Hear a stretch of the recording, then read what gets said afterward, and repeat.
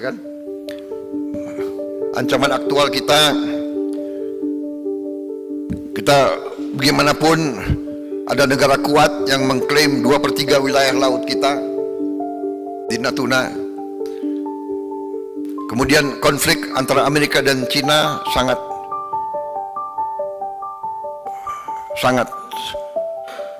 relevan dengan situasi di Aceh. Saya kira kita bisa dengan persuasif, inklusif, perlakukan keadilan dan memenuhi janji-janji kita bisa tangani.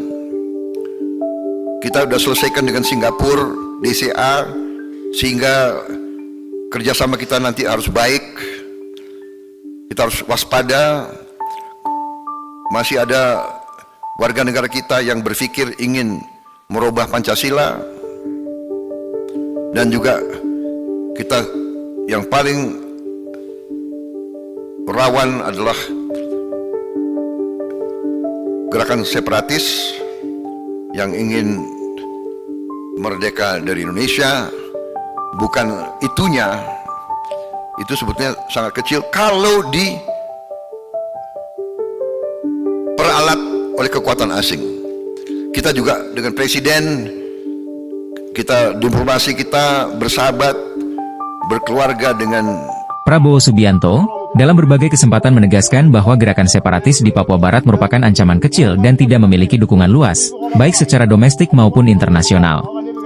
Pernyataannya mencerminkan keyakinan pemerintah Indonesia bahwa Papua Barat mustahil merdeka, terutama jika dilihat dari perspektif geopolitik, hukum nasional, dan hukum internasional. Menurut Prabowo, dukungan masyarakat Papua terhadap gerakan separatis seperti yang digaungkan oleh tokoh seperti Benny Wenda sangatlah minim. Sebagian besar masyarakat Papua, menurutnya, memilih untuk tetap menjadi bagian dari Negara Kesatuan Republik Indonesia karena pemerintah terus berupaya meningkatkan kesejahteraan melalui pembangunan infrastruktur, pendidikan, dan kesehatan. Ia juga menegaskan bahwa kebijakan pemerintah pusat di Papua sudah mencakup pendekatan kesejahteraan dan keamanan secara bersamaan, yang bertujuan untuk meredam akar masalah yang sering dimanfaatkan oleh kelompok separatis.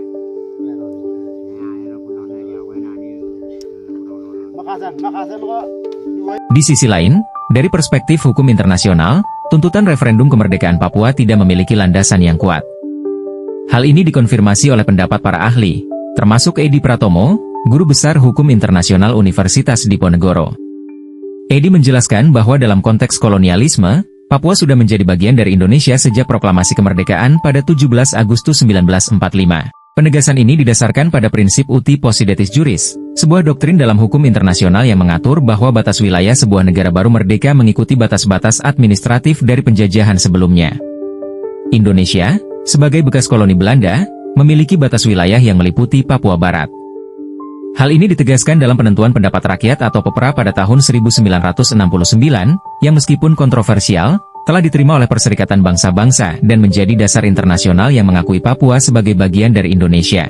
Selain itu, Papua tidak masuk dalam daftar wilayah perwalian dan non-pemerintahan sendiri yang diatur PBB, sehingga tidak memenuhi syarat untuk referendum penentuan nasib sendiri berdasarkan hukum internasional.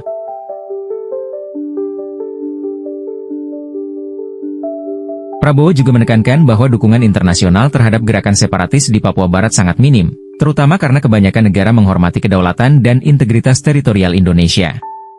Negara-negara besar seperti Amerika Serikat, China, dan Rusia bahkan secara eksplisit menyatakan dukungan mereka terhadap kedaulatan Indonesia atas Papua. Selain itu, pemerintah Indonesia telah membangun hubungan diplomatik yang kuat dengan negara-negara Pasifik, wilayah yang sebelumnya menjadi basis dukungan kelompok separatis. Dalam konteks domestik, Prabowo menyebutkan bahwa gerakan separatis harus dihadapi dengan pendekatan komprehensif, baik melalui upaya diplomasi, penguatan keamanan, maupun pembangunan ekonomi.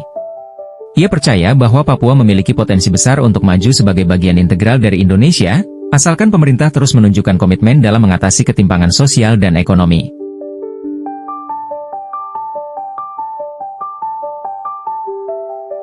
Di luar dimensi hukum dan politik, isu Papua Barat juga tidak lepas dari faktor sosial dan ekonomi yang kompleks. Papua merupakan wilayah dengan kekayaan sumber daya alam yang melimpah, termasuk emas, tembaga, minyak, dan gas. Namun, potensi ini belum sepenuhnya diterjemahkan ke dalam peningkatan kesejahteraan masyarakat Papua. Ketimpangan pembangunan antara Papua dan wilayah lain di Indonesia telah lama menjadi tantangan yang perlu diatasi, meskipun pemerintah telah mengalokasikan anggaran khusus melalui kebijakan otonomi khusus. Program Otsus yang diberikan kepada Papua sejak tahun 2001 sebenarnya dirancang untuk memberikan keleluasaan bagi daerah tersebut dalam mengelola sumber daya dan kebijakan sesuai dengan kebutuhan lokal.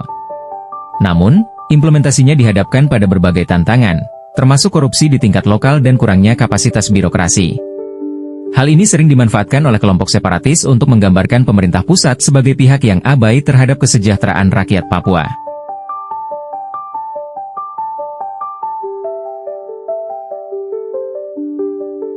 Selain itu, peran elit lokal dalam konflik Papua juga menjadi faktor penting. Beberapa tokoh lokal di Tenggarai memiliki agenda terselubung yang justru memperkeruh situasi. Mereka sering memainkan isu identitas dan kesenjangan ekonomi sebagai alat politik untuk mendapatkan dukungan masyarakat lokal, meskipun tidak selalu sejalan dengan aspirasi mereka yang sebenarnya. Dalam upaya meredam gerakan separatis, pemerintah telah meningkatkan program pembangunan infrastruktur, seperti Trans Papua, dan fasilitas publik lainnya, termasuk sekolah dan rumah sakit. Langkah ini diharapkan dapat membuka akses ke wilayah pedalaman, yang selama ini sulit dijangkau. Namun, pembangunan infrastruktur saja tidak cukup. Pemerintah perlu melibatkan masyarakat lokal secara aktif dalam proses pembangunan agar tercipta rasa kepemilikan yang kuat terhadap proyek-proyek tersebut.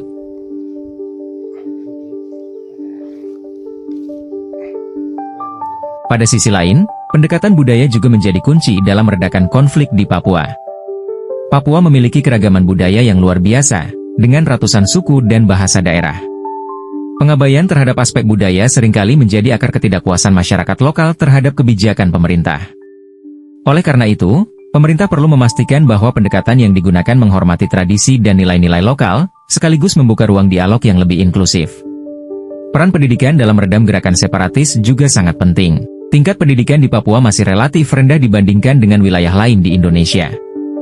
Pendidikan tidak hanya membuka peluang ekonomi yang lebih baik tetapi juga menjadi alat untuk meluruskan narasi yang seringkali dipelintir oleh kelompok separatis. Pemerintah telah berupaya meningkatkan kualitas pendidikan di Papua melalui program beasiswa dan pengiriman guru-guru ke daerah terpencil, meskipun tantangan geografis tetap menjadi hambatan utama.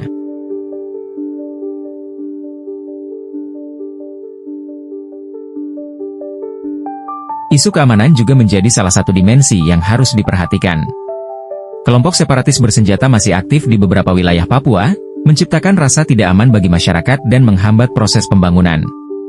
Pemerintah Indonesia telah mengerahkan personel TNI Polri untuk menjaga stabilitas, tetapi operasi keamanan ini seringkali mendapat kritik, baik dari dalam maupun luar negeri, terkait dugaan pelanggaran hak asasi manusia. Pemerintah perlu memastikan bahwa pendekatan keamanan dilakukan secara profesional dan sesuai dengan prinsip HAM untuk mengurangi sentimen negatif terhadap kehadiran aparat negara.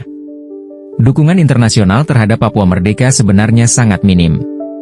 Meski ada beberapa negara Pasifik yang secara terbuka mendukung isu ini, pengaruh mereka di forum global relatif kecil.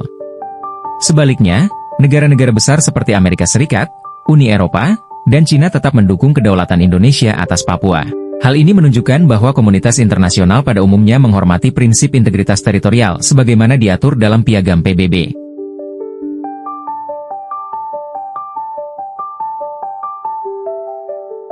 Dalam konteks regional, Indonesia juga telah memperkuat diplomasi dengan negara-negara Pasifik melalui forum seperti Melanesian Spearhead Group. Langkah ini penting untuk meredam pengaruh kelompok separatis yang mencoba menjadikan kawasan Pasifik sebagai basis dukungan. Melalui kerjasama ekonomi, sosial, dan budaya, Indonesia berhasil meningkatkan hubungan baik dengan negara-negara Pasifik, sekaligus mengurangi dukungan mereka terhadap gerakan separatis Papua. Di tengah kompleksitas isu ini, diperlukan pendekatan yang holistik untuk menyelesaikan persoalan Papua. Selain kebijakan pembangunan dan keamanan, upaya dialog dengan semua pihak, termasuk tokoh adat, agama, dan kelompok masyarakat sipil, harus terus ditingkatkan. Dialog yang inklusif tidak hanya dapat meredam konflik tetapi juga membuka jalan bagi solusi yang lebih berkelanjutan, di mana aspirasi masyarakat Papua dapat diakomodasi tanpa harus merusak integritas NKRI.